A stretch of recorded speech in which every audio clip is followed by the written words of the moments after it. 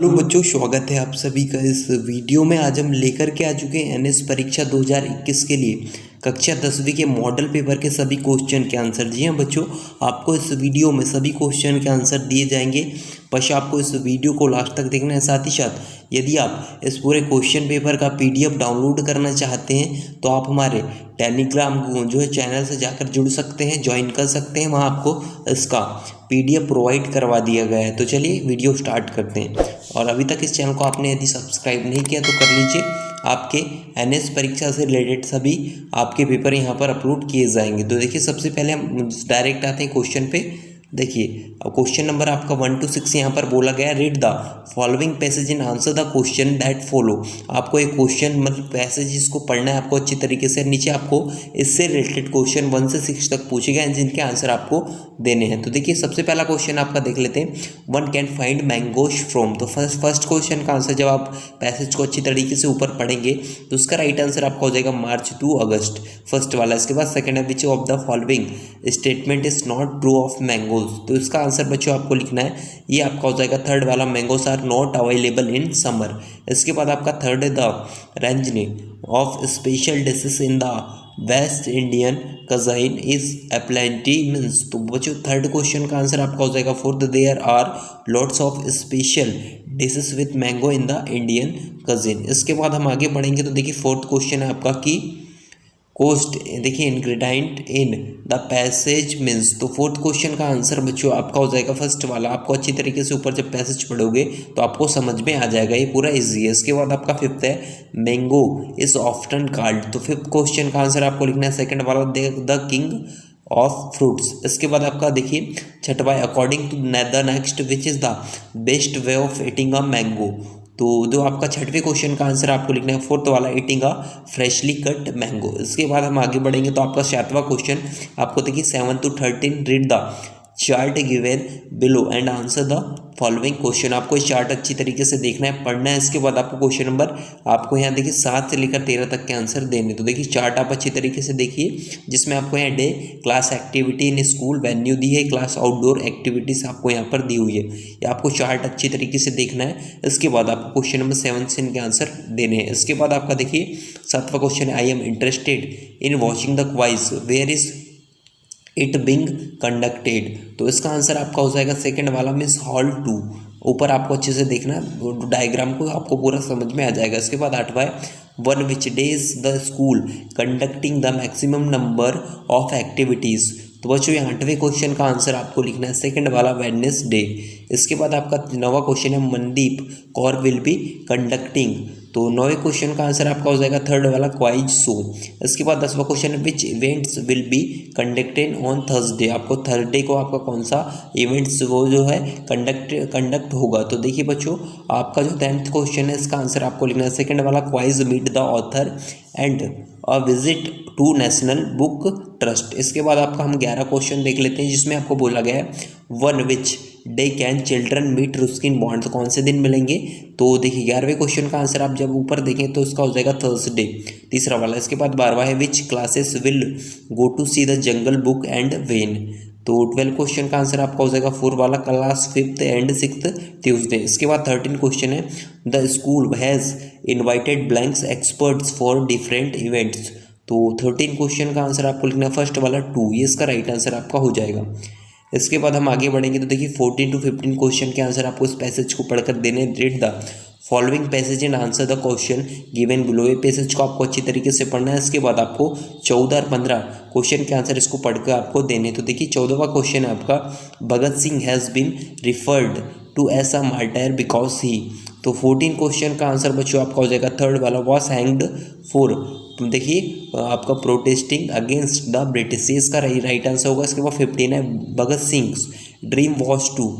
तो 15 क्वेश्चन का आंसर आपको लिखना है सेकंड वाला, make India a free nation. इसके बाद हम आगे बढ़ेंगे तो आपका 16 क्वेश्चन है, यहाँ से आपका हिंदी स्टार्ट हो जाता है। 15 क्वेश्चन आपको हर सब्जेक्ट के देखने को मिलेंगे। 16 क्वेश्चन है, मीठा शब्द से बनने वाली भाववाचक संज्ञा है। तो 16 क्वेश्चन का आंसर मिठास आपका हो जाएगा सेकंड वाला। इसके बाद 17 है, प्राकृतिक शब्द का विलोम, विलोम मीन्स उल्टा विपरीत कृत्रिम हो जाएगा तीसरा वाला। इसके बाद आपका देखिए 18वां है, बहुब्रीहि समास का उदाहरण है। तो बहुब्रीहि समास का उदाहरण है आपका दशानन, तीसरा वाला।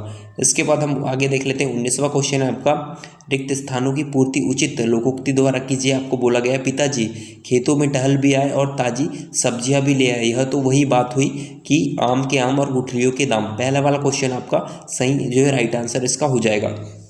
इसके बाद आपका 20वां क्वेश्चन है कि किस वाक्य में विशेषण का प्रयोग हुआ है।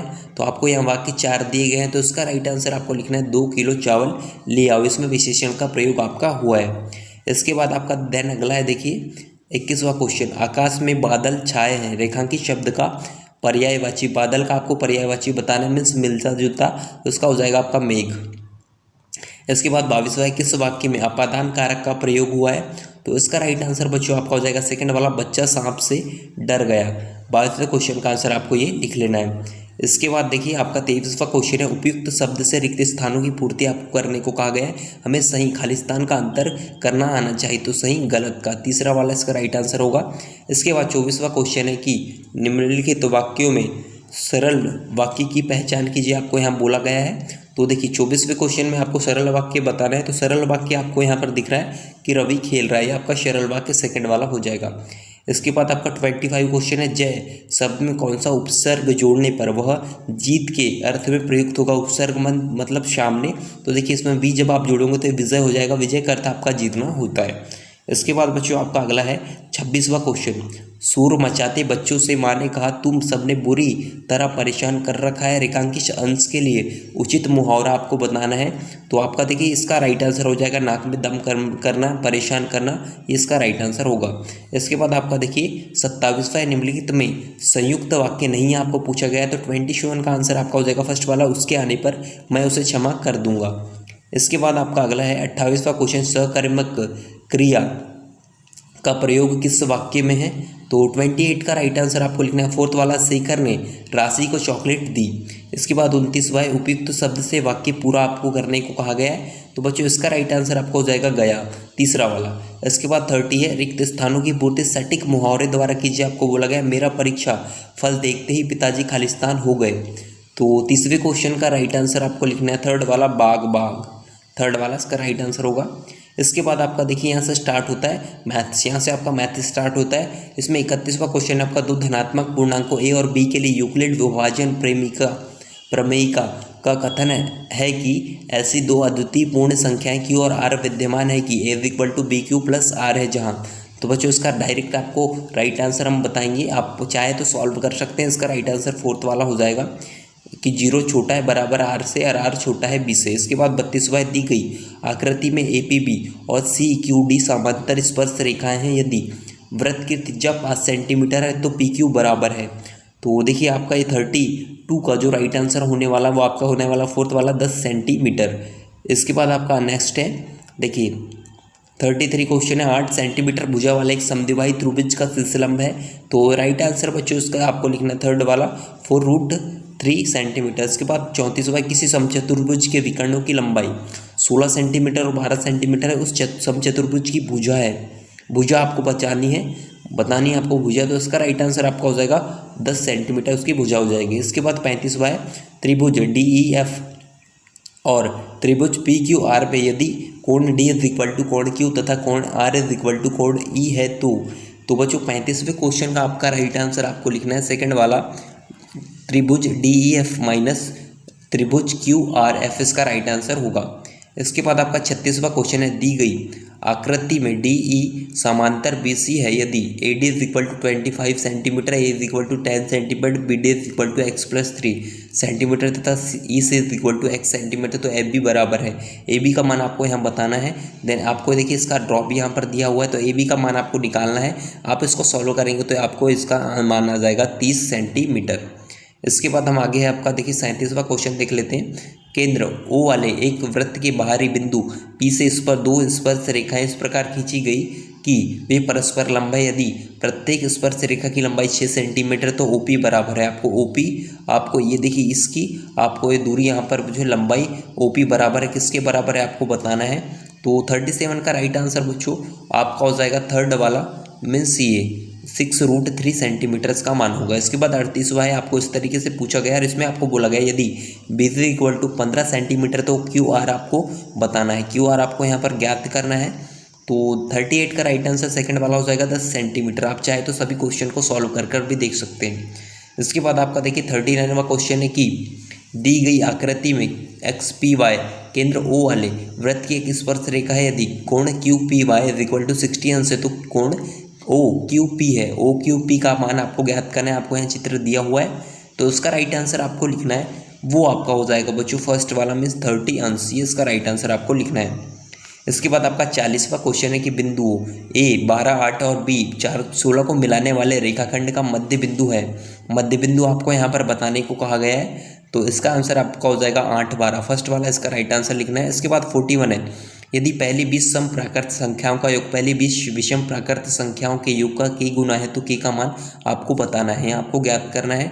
इसका आपका आंसर होगा 21/20। इसके बाद आपका 42वां है, दो सर्वांगसम वृत्तों के चाप संगत केंद्रों पर क्रमशः 60 अंश और 20 अंश के कोण बनाते हैं।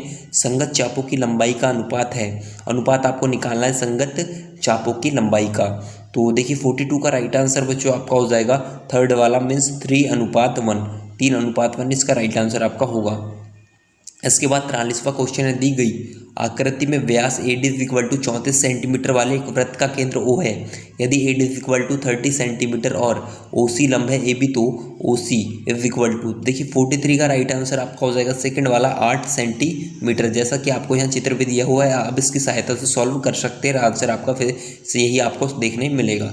इसके बाद आपका 44वां क्वेश्चन है, यदि दी गई आकृति में वृत्त का केंद्र O है, यदि कोण AOB is equal to 19 centimetre तो कोण ABC 30 अंश है तो कोण ACAB बराबर है।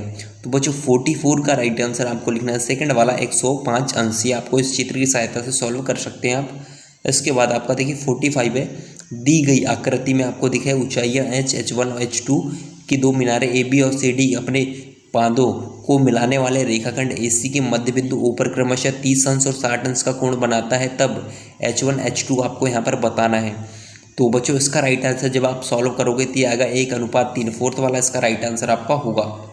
इसके बाद हम आगे बढ़ेंगे। देखिए 46 है, मिताली आपका देखिए यहाँ से आपका देखिए इस तरीके से आपका मैथ्स खत्म हो जाता है। आपका मिताली एक मानचित्र में अपने शहर होशंगाबाद को खोजना चाहती है। इसके लिए उसे उस स्थान के संबंध में क्या जानना चाहिए। यहाँ पे जो सोशल साइंस यहाँ से स्टार्ट हो जाता है। तो 46 का आपको क्या जानना चाहिए वो आपको बताना है। तो इसका राइट आंसर अक्षांश एवं देशांतर हो जाएगा तीसरा वाला। इसके बाद 47 है, किस प्रकार के वनों में शुष्क ग्रीष्म ऋतु के समय 6 से 8 सप्ताह तक वृक्ष के पत्ते गिरा देते हैं। तो 47 का राइट आंसर आपका हो जाएगा बच्चों, वो आपका हो जाएगा सेकंड वाला उष्ण कटिबंधीय पर्णपाती वन। इसके बाद 48वां, जून के मध्य में पश्चिमी घाट के साथ साथ होने वाली वर्षा का मुख्य कारण आपको यहाँ पूछा गया है। तो 48 का राइट आंसर आपका हो जाएगा फोर्थ वाला मीन्स स्थानीय पौने। इसके बाद आपका 49वां 49वां क्वेश्चन है, सूती वस्त्र, रबर, खाद्य तेल, कागज किस प्रकार के उद्योग के उदाहरण है। तो 49 का आंसर आपको लिखना है फर्स्ट वाला कृषि आधारित, फर्स्ट वाला इसका राइट आंसर होगा। इसके बाद आपका देखिए 50वां क्वेश्चन है, मानचित्र में पूछा बोला गया इसमें मानचित्र पर दर्शाई गई नदी आर को पहचाने। आपको ये आर यहाँ पर नदी दी गई है, ये कौन सी नदी, तो ये आपकी बच्चों कौन सी नदी होगी, यदि आपको पता होगा तो ये आपकी होगी महानदी, महानदी आपकी होगी।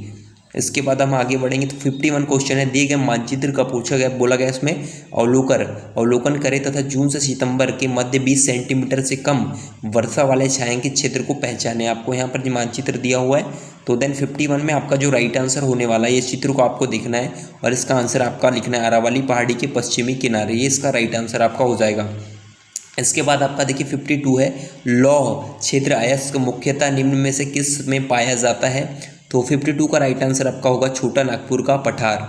इसके बाद 53 है, पंजाब में भूमि निम्नीकरण का मुख्य कारण है। तो 53 का राइट आंसर आपको लिखना है फोर्थ वाला अति सिंचाई। इसके बाद आपका देखिए 54 है, वर्षा ऋतु में उगाई जाने वाली फसलों को कहते हैं। तो 54 का राइट आंसर आपका हो जाएगा खरीफ की फसलें, सेकंड वाला। इसके बाद आपका 55 है, उस प्रदेश को पहचाने जहां पर भूमि संरक्षण के लिए सीढ़ीनुमा कृषि की जाती है। तो देखिए 55 का आंसर आपको लिखना है फोर्थ वाला पहाड़ी क्षेत्रों में, फोर्थ वाला इसका राइट आंसर आपका हो जाएगा। इसके बाद आपका देखिए 56 हम देख लेते हैं कि 56वां क्वेश्चन, निम्नलिखित में से कौन से राज्यों केंद्र शासित प्रदेश शीत ऋतु में पश्चिम विक्षोभ के कारण वर्षा प्राप्त करता है? तो बच्चों इसका राइट आंसर आपका हो जाएगा तमिलनाडु, देखिए पांडुचेरी, फोर्थ वाला। इसके बाद 57 है फलीदार फसलों का उदाहरण है, तो इसका उदाहरण है दाल। दाल आपका जो है फलीदार फल फसलों का उदाहरण है। इसके बाद 58 है केरल और कर्नाटक में पूर्व मानसून वर्षण को किस नाम से जाना जाता है? तो इसका आंसर आपका हो जाएगा थर्ड वाला। जी हाँ, थर्ड वाला इसका राइट आंसर आपको लिखना है। 58 का आम्र वर्षा के नाम से जाना जाता है।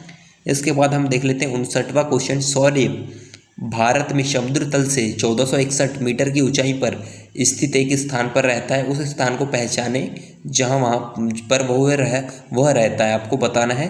तो वो स्थान आपको यहाँ पर बताने को कहा गया, तो आपका होगा विशाखापट्टनम, तीसरा वाला। इसके बाद 60 है उपजाऊ मृदा और प्रचुर वर्षण वाले मैदानी भागों में जनसंख्या घनत्व की संभावना कैसी होती है?